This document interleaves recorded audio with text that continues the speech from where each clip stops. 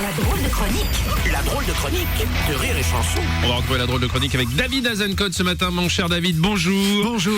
Alors, je rappelle que tu fais la dernière chronique de février. La dernière chronique de février, Bruno. Dernière chronique tout court. Dernier mois de février. Ah oui, la guerre atomique, c'est du concret. C'est pas comme le réchauffement climatique. 200 mégatonnes sur la gueule. Tout de suite, ça change. Il va peut-être faire 2 degrés de plus en 2050.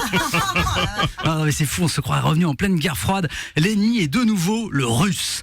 Ceci dit, j'ai pratiquement entendu le soupir de soulagement collectif des musulmans. C'est genre, ok, merci, ça nous fait une pause. Bon, voilà, attention à ne pas tomber quand même dans la russophobie. Non, là, c'est de la crapulophobie. Le peuple russe est juste otage d'une bande de tarés.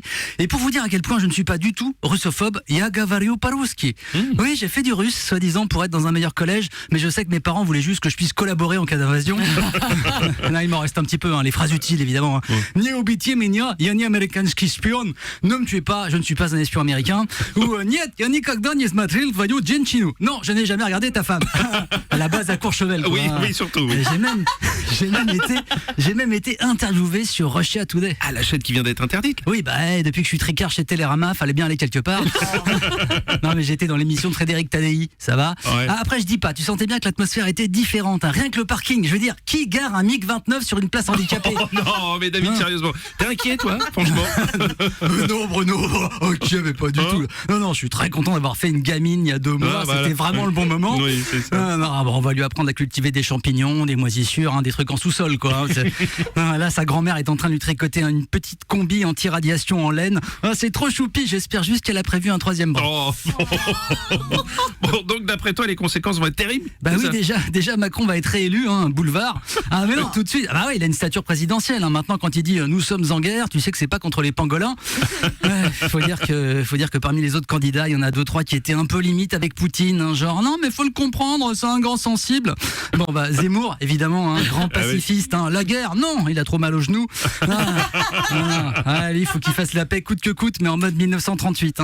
Le nabo parleur, il voulait tout niquer, il n'est que munichois. Et puis il y a Mélenchon, faut rester non aligné, Ouais, à un moment, à force d'être non aligné, tu rates un virage. Mais le pompon, évidemment, c'est François Fillon qui émargeait dans les plus grosses boîtes russes. Et il était là, non, mais c'est l'OTAN qui a commencé. Lui, jusque dans la honte, il aura fait du sur-mesure. C'est beau. Et les sanctions européennes, t'en penses quoi, du coup? Je suis sur le cul, Bruno, parce que l'Union européenne qui réagit, c'est un peu la femme battue qui va enfin décrocher le fusil de chasse au-dessus de la cheminée. Je vais te crever, René, je vais te crever. Faut dire que ça a commencé fort, les sanctions. L'Eurovision a viré la Russie. Dommage, Vladimir avait prévu sa plus belle perruque pour l'édition 2022. Si, c'est quand même ça physiquement, Poutine. C'est Carla Bruni sans les cheveux. D'ailleurs, je pense que c'est tout ce botox qui fait que maintenant son cerveau fait un peu floc. Oulala, tu prends des risques. Tu m'étonnes, je prends des risques. Il y a 3000 bornes du Kremlin.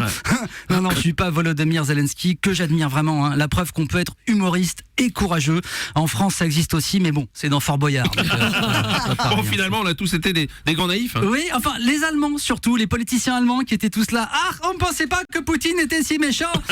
Il y a même un ministre allemand qui les a qualifiés de génération idéaliste. Génération de gros corrompus de merde, oui.